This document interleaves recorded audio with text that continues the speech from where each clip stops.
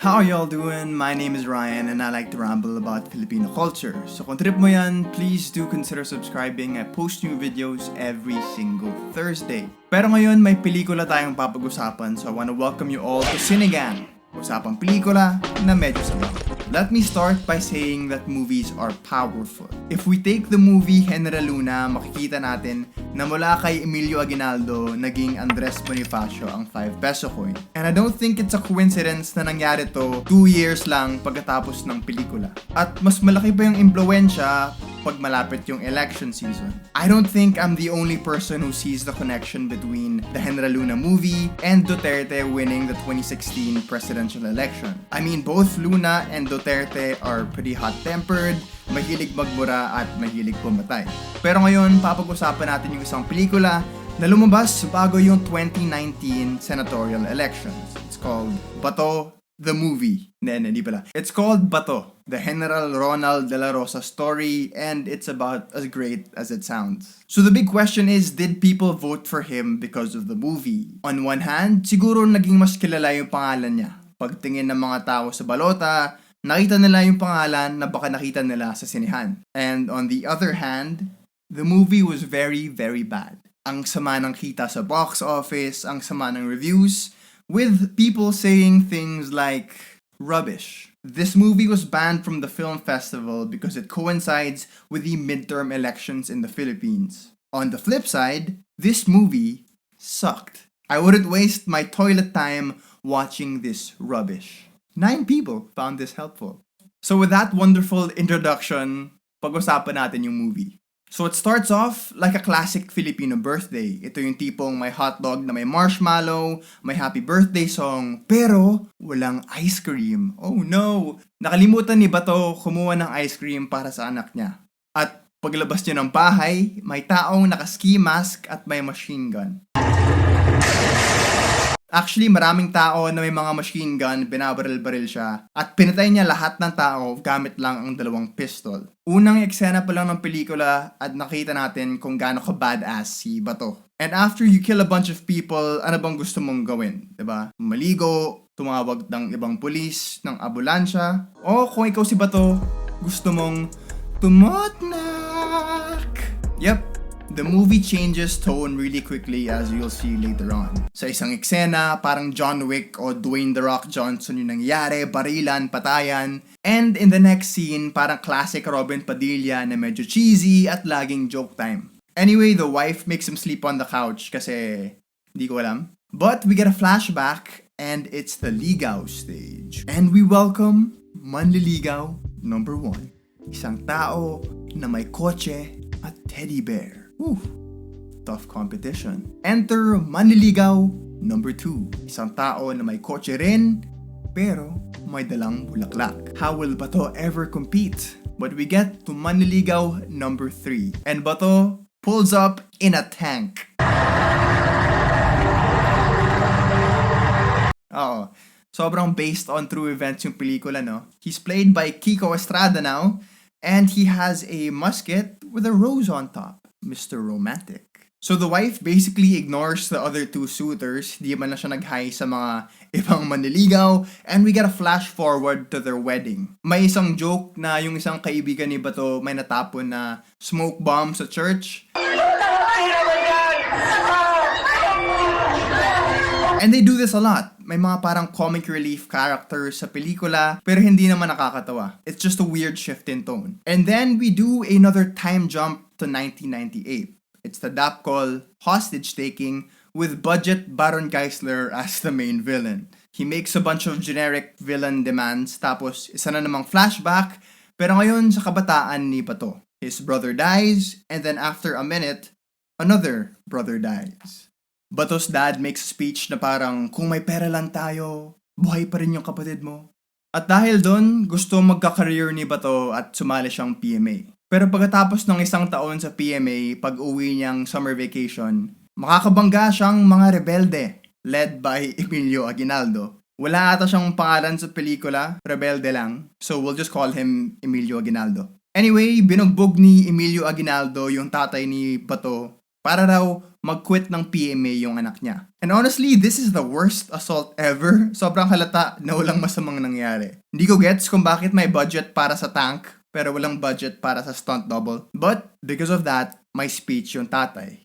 Huwag kang sumuko, labanan mo yung mga rebelde, ganun-ganun. And we do another flash forward sa PMA graduation ni Bato. At sabi sa graduation na yung unang task raw nila, labanan ang mga rebelde. And at this point, it's very obvious na sila yung main villain ng pelikula. Pero hindi natin alam kung NPA ba sila o MILF. Kung hindi mo alam yung MILF, please wag mong i-search sa Google Images. Pero dahil puro rebelde at rebelde lang yung sinasabi nila, parang Star Wars na at yung Empire yung pinapanood natin. The Rebel Alliance is too well equipped. Susugurin natin ang kuta ng mga rebelde. If the rebels have obtained a complete technical readout of the station, labanan mo ang lahat ng mga rebelde na. And then it's a flash forward or flashback. Honestly, sobrang naguluhan na ako. Hindi ko na alam kung ano nangyayari. Pero rebelde na naman ang kalaban at kaaway ni Bato yung mga taong may mga machine gun gamit ang pistol niya na hindi nawawalan ng bala. According to Google, hanggang mga 17 bullets yung laman ng isang pistol. So let's do a Bato bullet count.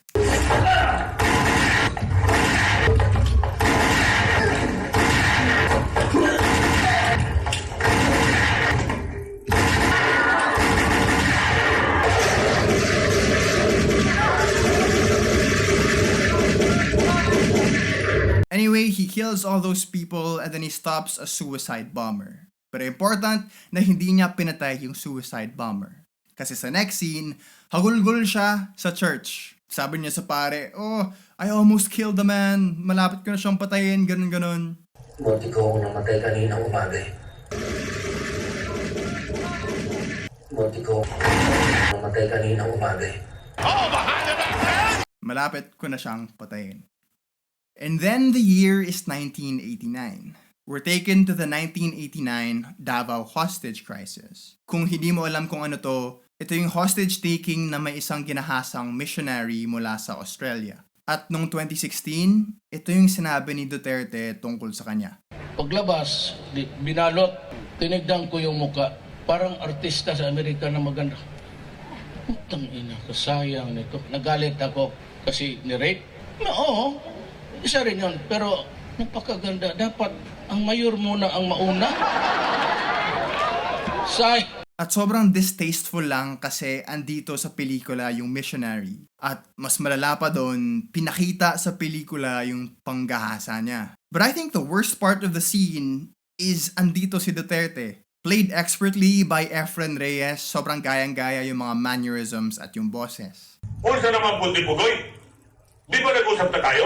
But what I hated was they made Duterte the hero of the scene. Nahanda raw siyang ialay yung sarili niya para sa mga hostage. But even with the Duterte scene, everything goes to shit at may barilan.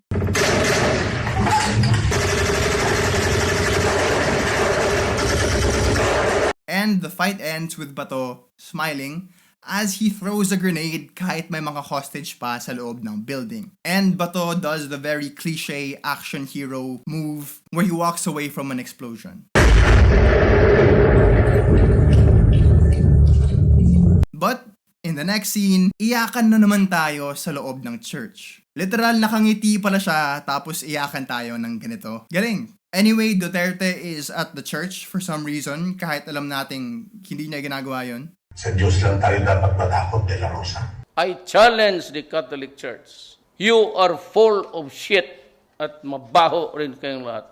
At sabi niya na parang huwag kang mag-alalang bumatay basta makaligtas ka ng buhay. Basically, they're justifying Duterte's drug war. So the movie is not only Bato, election propaganda, but Duterte as well.